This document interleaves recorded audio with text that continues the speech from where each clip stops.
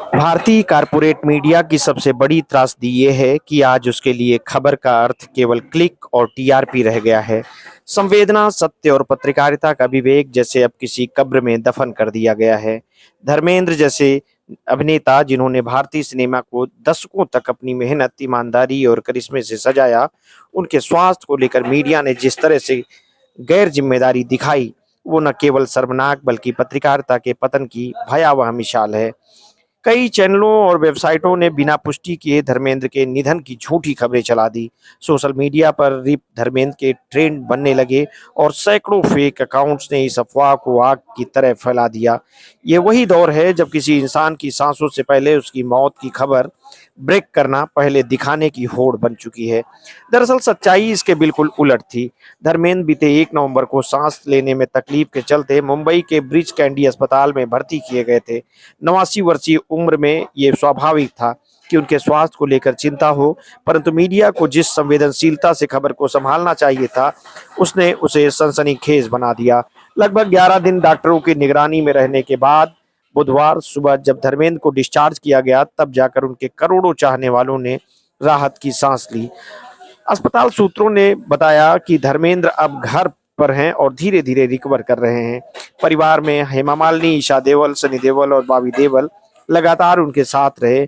सनी देओल की टीम ने भी स्पष्ट बयान जारी किया कि धर्मेंद्र की हालात स्थिर है और वे घर पर आराम कर रहे हैं। परंतु ये बयान तब आया जब सोशल मीडिया पर झूठ फैलाने वालों ने पहले ही हंगामा मचा दिया था। इस पूरे घटनाक्रम में सबसे मार्मिक दृश्य वो रहा जब एक फैन धर्मेंद्र के घर के बाहर खड़ा होकर रोते हुए उनकी सलामती की दुआ कर रहा था। हाथ में एक प्ले कार्ड था, जल्दी ठीक हो जाइए धर्मेंद्र जी, देश आपको प्यार करता है।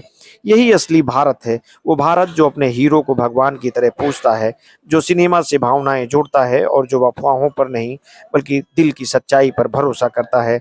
सोशल मीडिया पर धर्मेंद्र के पुराने वीडियो वायरल हो रहे हैं जिनमें वे अपने बेटों सनी देओल, बॉबी देओल के साथ यमला पगला दीवाना पर झूमते दिखते हैं। चेहरे की वही मासूम मुस्कान, वही ऊर्जा जिसने दर्शकों को याद दिला दिया कि असली हीरो वही होता है जो जिंदगी की लड़ाई में भी मुस्कुराता है। वीडियो में हेमा मालिनी और ईशा देओल की मुस्कानें भी इस पारिवारिक बंधन की गर्माहट को दर्शाती हैं। बॉलीवुड अभिनेत्री हुमा कुरैशी ने भी इस संवेदनशील समय में एक जिम्मेदार उदाहरण पेश किया। उन्होंने अपने शो दिल्ली क्राइम सीजन 3 की स्क्रीनिंग स्थगित कर दी और कहा, ऐसे समय में जश्न नहीं बल्कि शांति और सम्मान जरूरी है। ये वही भाव है जो एक संवेदनशील समाज की पहचान होती है, दूसरों के दर्द में साझेदारी की। इस बीच धर्मेंद्र के कजिन और फिल्म मेकर गुड्डू धनोआ ने बताया कि वो पहले से बेहतर हैं और डॉक्टर लगातार उनकी देखरेख कर रहे हैं।